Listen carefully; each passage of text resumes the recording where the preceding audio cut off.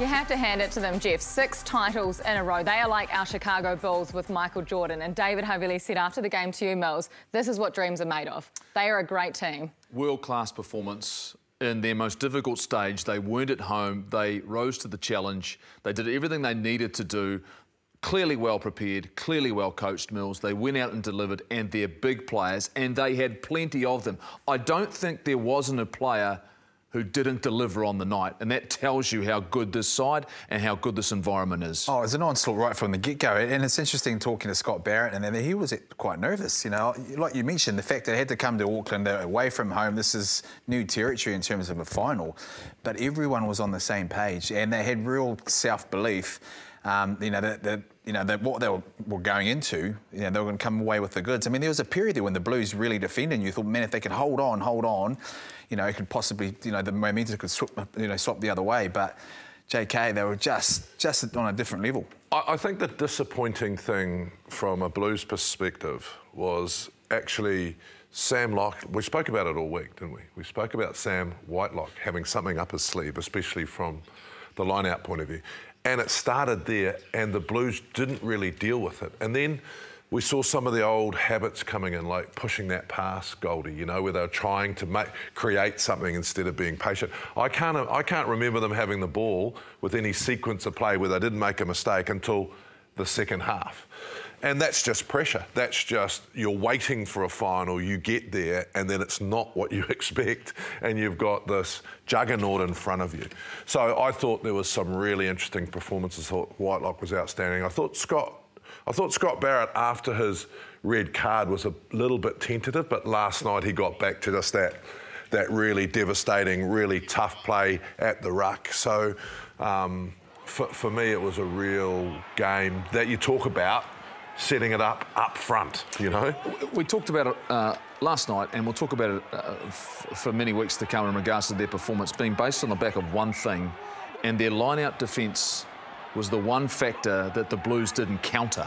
And it meant that they were in control of the ball, in control of territory and where they played the game. We'll look at the stats a little bit later on.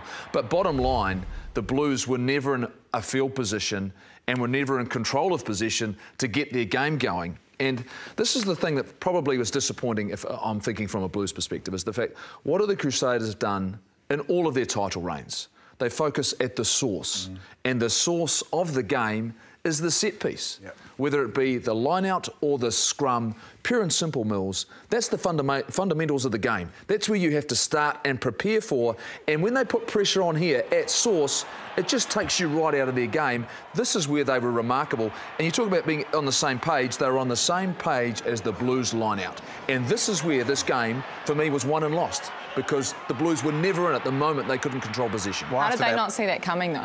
Well, that's what I was going to say. When it rained, you thought, OK, we need to refocus on the set piece. Everything is really crucial, and we're playing a side that's probably #1 in the world at getting their set piece, sort of when it comes to finals football. They didn't adapt, and then the confidence went out. They went to the front. They were hesitant at the front. They needed something a little bit different, and so I guess in terms of finals hardened, they weren't quite there, and then the momentum was with the Crusaders the whole night. Oh, look, you needed to go to 3-man, you need to go to 5-man, you need to mix it up quick. I think, actually, if you think about what's positive out of this, I think it's the beginning of the Blues.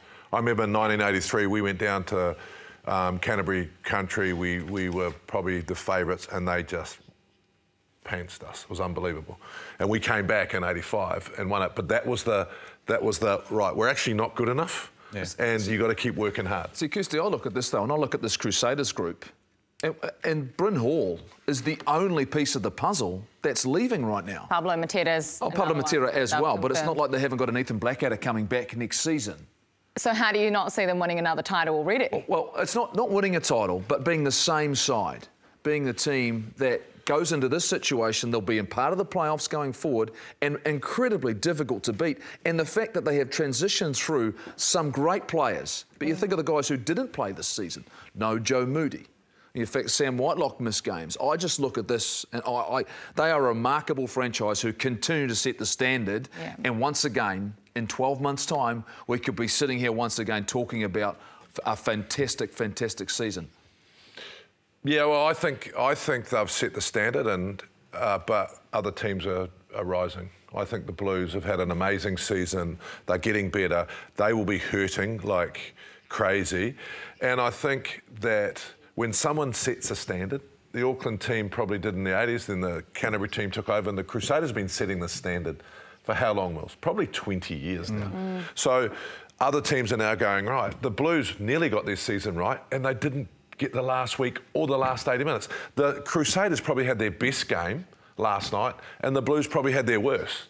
You can't do that, Mills, in finals footy. No, you can't. But I suppose, the terrifying thing is from other franchises is now the Crusaders have got a blueprint of how to win in this sort of way, during the season. Wasn't as fluent as perhaps they would have wanted it to be, but look how they finish off. So there's another real massive sort of advantage to them going forward. I agree with you. I think the Blues, I think there will be confidence here. They've got a hell of a lot of young guys that are coming through. Just remember Cygnus, Sullivan, Lamb, Derry, McKenzie, Evans, Vikena and Funaki. That's a big chunk that, Leon McDonald has really, given them some experience. So in terms of what you're saying, I think they are. I think they'll be building nicely. He's rotated his squad throughout the season, so it's been quite good.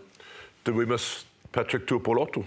We'll talk about that in a minute, because I think, when you talk about the lock position, I want to talk a bit more in depth when we talk about the Blues. I do want to touch on the stats, though, of the game, because sometimes the stats don't tell the story.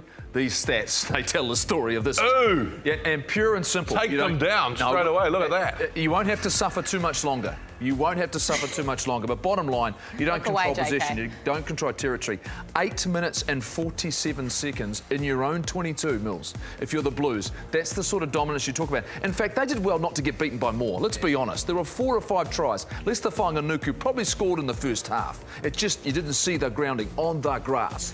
But the big key stat there, and there it is, 47% line-out accuracy. You're not going to win a title on that.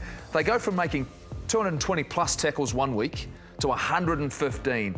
I was impressed not just by the nature of this win, but also all of a sudden, they actually went off the page a little bit in attack, Mills, this Crusaders side. They went off the page and all of a sudden, Richie Mo'unga was at his very, very best, where he got given a licence, he adjusted his depth, and we saw the best of not just their forward pack, but David Havili, Lester Whanganuku, Jack Goodhue. This was a complete performance. Severis. There wasn't one man out in that field. I don't even talk about Will Jordan yet and his balance on attack. Remarkable, remarkable all-round game from the entire team. Well, you're absolutely right. The balance of their game, so they bet the guys up front, they've got real parity out there, and then they go to the confidence of this. But it needs execution. You need skill execution in wet conditions to be able to pull this sort of stuff. Havili, for me, he was outstanding last night, and the pressure that he took off Mo'unga, and then when you sort of relied on, making sure you covered Havili, and then Whanganuku pops up, and then you cover those guys, and what happens? The magician of Mo'unga.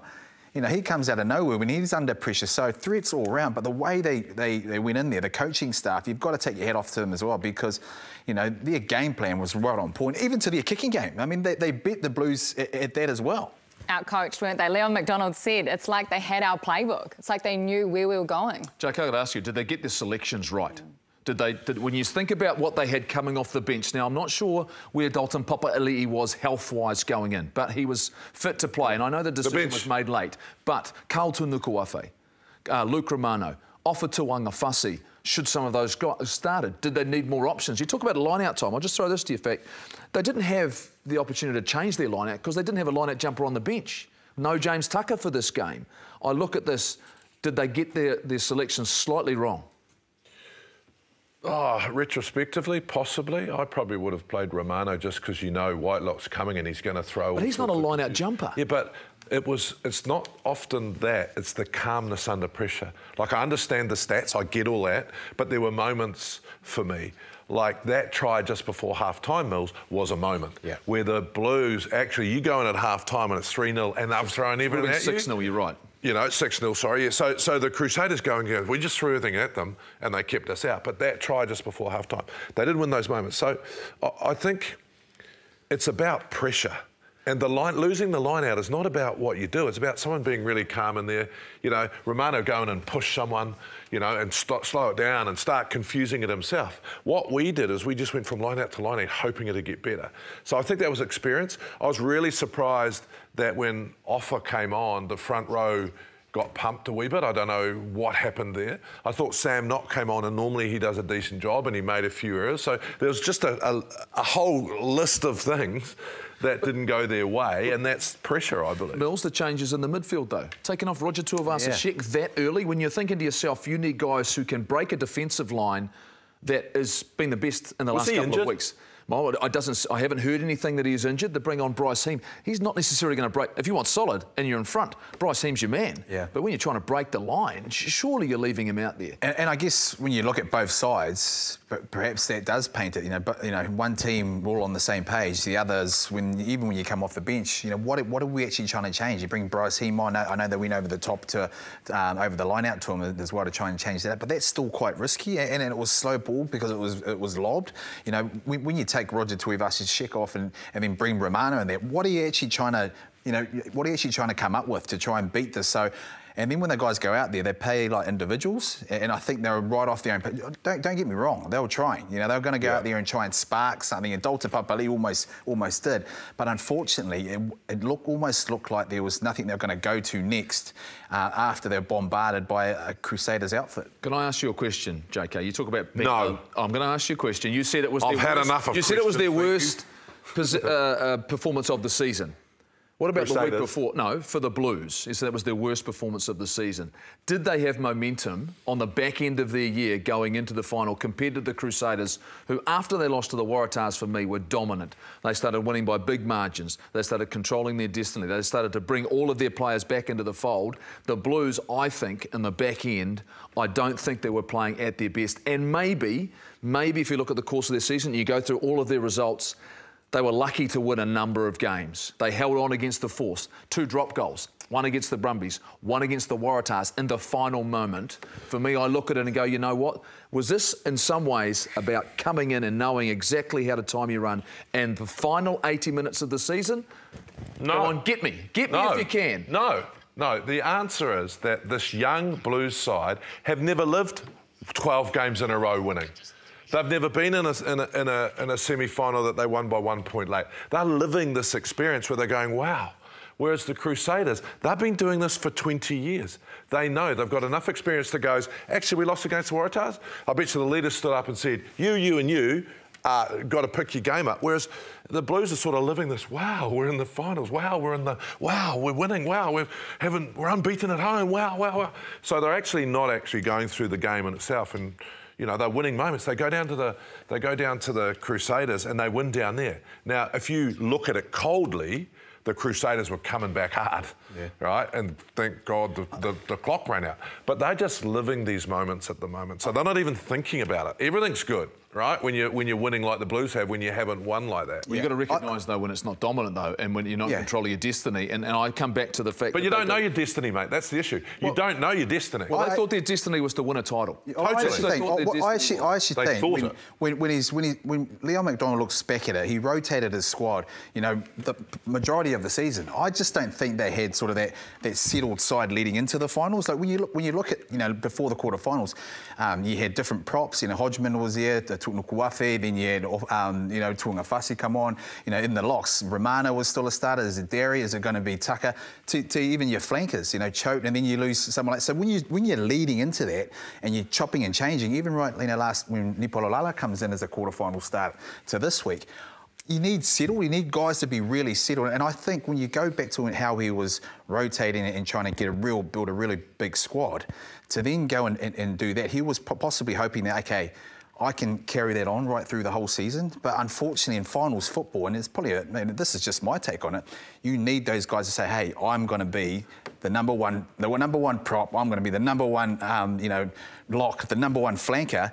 And look at where they lost it. Look at where they lost the game. And those first 10 minutes were those key positions. And I think they were clearly, in the end, the second best team in the competition. The best team ended up holding up the trophy at the end of the season because that's when it matters and that's when it counts. Pure and simple, they got the job done, the Crusaders, because they were in the end for the course of the season. Absolutely no arguments there. 22 out of the 36 All Blacks squad members were there last night. Does it make it interesting in camp on Tuesday?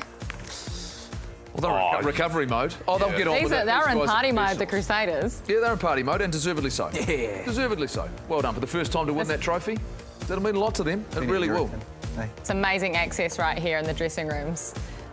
The moment that Scott Barrett takes the trophy in. How good is that?